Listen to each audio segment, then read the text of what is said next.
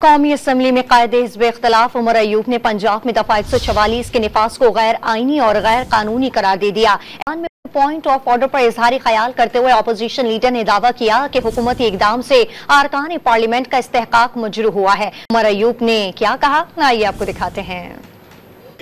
اس وقت پنجاب میں دفعہ 144 پورے پنجاب میں لگائی گئی ہے۔ کیونکہ پاکستان تحریک انصاف اور ہمارے الائیڈ پارٹیز نے آج کال دی ہے کہ فری عمران خان آپ کے پروٹیسٹ ہونے چاہیے۔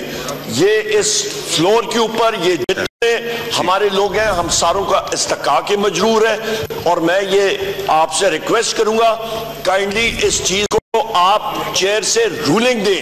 یہ ہمارے ڈیموکریٹک رائٹس کی آئین پاکستان کی بار وائلیشن ہے۔ ہمارے سینئر لائر یہاں پہ موجود ہیں اور سردار صاحب یہاں پہ موجود ہیں۔ جب یہ اپنے حلقے میں جائیں گے پولیس کے ساتھ ان کا آمنا سامنا ہوگا۔